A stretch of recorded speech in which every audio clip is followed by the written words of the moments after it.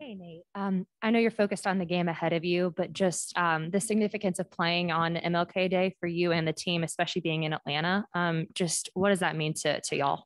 I mean, it's really special, and what a time to celebrate his birthday on a day when our country is still going through a lot.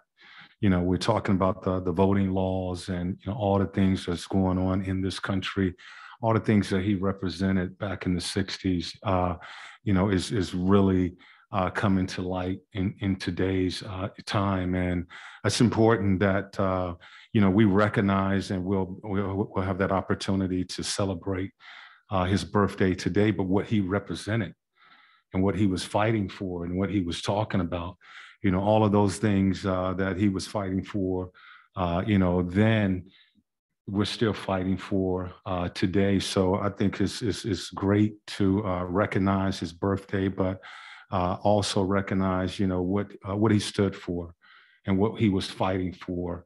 And, we got to continue his fight that he started.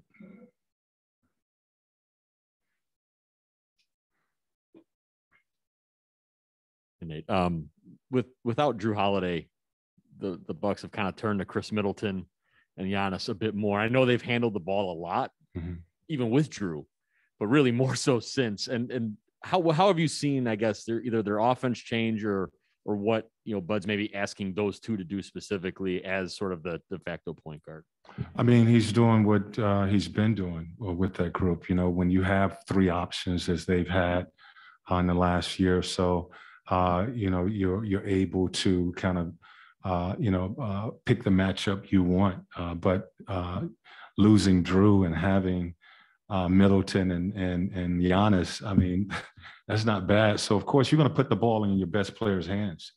And, with their group, they have three guys that can create, offense for them. And that's pretty much what every team is going to try to do, put the ball in the best player's hands. So you're seeing Middleton and the combination of Giannis, playing the two-man game a lot more as opposed to they're still isolating, but they do run a lot more pick and rolls with those two guys and for those two guys. So, that's what a coach is going to do, put the ball in your best player's hands.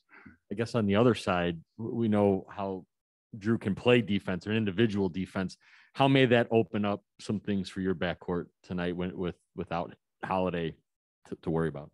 Well, I think he's an elite defender, and he's certainly a guy that does a lot for them, not only guarding the ball, but he can switch and guard, players in the post. I think they've tried to bring Wesley in to do some of that for them. And, they do a good job of playing solid team defense, flying around. They will trap to, try to, help their defense or help someone on the basketball. So, they've adjusted how they normally play because of losing Lopez and losing Drew. I think they're getting a lot more aggressive with trapping the ball and, forcing teams to get into a scramble.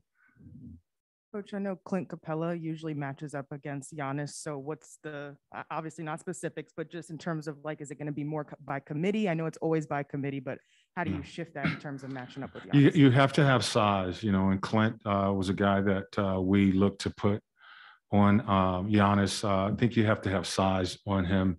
He's really become a smart player when you put smaller guys or if he can't take you from the perimeter, he will go into the post. So a guy that's able to guard both the perimeter as well as in the post is what you need to do. So our 4s and 5s will be matched up with him, and you try to keep him in front. You have to load to him in transition. He does a great job of rebounding and pushing the ball in transition. So, get him into a half-court game And you have to keep your body between he and the basket. Coach, aside from the obvious weapons in Giannis and Chris, what do you see as the main focus for the team tonight? For us, I think we just have to come out with urgency and be consistent with how we play. I think we have to get to running. I feel like we're playing slow on the offensive end of the floor. Defensively, get stops. And I think the first thing is have that belief. We got to get that belief back that we can do this. And I think with all the injuries, guys in and out of the rotation, we got to get the belief that regardless of who's out, that we give ourselves an opportunity if we play the game the right way and we play the game together. As you try to instill that belief with the young team, with some of the challenges they've been going through in this home building, is that an unspoken part of it? And how hard is it to try to get that for a group of guys that maybe hadn't been through all the battles? It's tough. It is tough. When you are, tonight you're going up against champions and you don't have your starting 2 and your starting 5, so immediately a group is like, okay, how are we going to do this? But you don't have to go out there and just scrap as we've done before. You have to do it together. You're going to have to outwork this team. You're going to have to be sharp at the end of the game. And it's possible, but you must first believe that. And, then you go out and you give that effort and, try to put